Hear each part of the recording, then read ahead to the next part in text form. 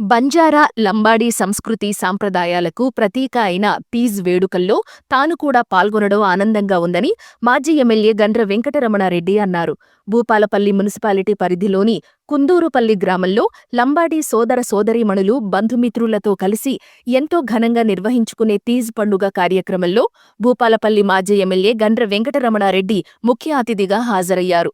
ఈ సందర్భంగా పెళ్లికాని యువతులు వారి సంస్కృతి సంప్రదాయాలు ఉట్టిపడేలా నృత్యాలు చేయగా వారితో కలిసి ఉత్సాహంగా స్టెప్పులేశారు మాజీ ఎమ్మెల్యే గండ్ర. ప్రతి సంవత్సరం సద్దుల బతుకమ్మ పండుగకి ముందే ప్రతి గిరిజన తండాలో ప్రతి గ్రామంలో ఎంతో భక్తి శ్రద్ధలతో ఈ తీజ్ పండుగ జరుపుకుంటారని, బంధుమిత్రులంతా కలిసి వారి యొక్క సంస్కృతి సంప్రదాయాలను కొనసాగిస్తూ జరుపుకునే తీజ్ పండుగ కార్యక్రమానికి తనను కూడా ఒక కుటుంబ సభ్యుడిగా ఆహ్వానించిన ప్రతి ఒక్కరికి ప్రత్యేక కృతజ్ఞతలు తెలిపారు గండ్ర.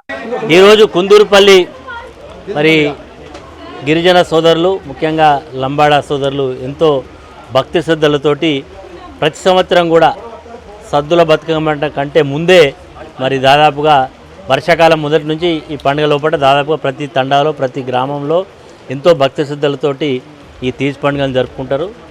పండుగ ఉద్దేశం ఏంటంటే అందరూ కూడా ఎక్కడెక్కడ ఉన్న వాళ్ళందరూ కూడా ఒక దగ్గరికి వచ్చి వాళ్ళ యొక్క సాంప్రదాయాలన్నింటిని కూడా కొనసాగించే కార్యక్రమం జరుపుకోవడం, అందులో మమ్మల్ని కూడా ఆహ్వానించి మరి వారి యొక్క మంచి చెడ్డలు అన్నీ కూడా వాళ్ళ బంధువులను పిలిచినట్టు కూడా మమ్మల్ని కూడా పిలిచి ఆహ్వానించిన మరి మా మిత్రులందరినీ కూడా అభినందిస్తున్నాం. ఎందుకంటే ఆచారాలు ఏదున్నా అందరం కూడా ఒకటే.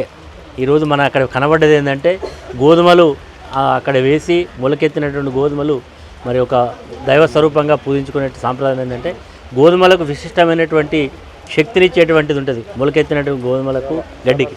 అదేవిధంగా వర్షాలు పడితే ఆహ్వానించడం, పంటలు పండాలి, మంచిగా ఉండాలి అనేటువంటి మంచి సాంప్రదాయంతో పండుగ జరుపుకుంటున్నందుకు మరి గిరిజన సోదరులందరికీ కూడా, మా బంజారా సోదరులందరికీ మరి ధన్యవాదాలు. అదేవిధంగా సంత్ సేవాలాల్ గారు మరి వీళ్ళందరికీ కూడా ఒక గురువుగా ఇప్పుడు దాదాపు కొన్ని వందల సంవత్సరాల క్రితమే వారు మరి ఒక మార్గదర్శనం చూపెట్టినటువంటి దాన్ని వారు భగవంతుడిగా ధ్యానించుకొని ఆయనను ఆరాధించడం అనేది వారి యొక్క సాంప్రదాయం.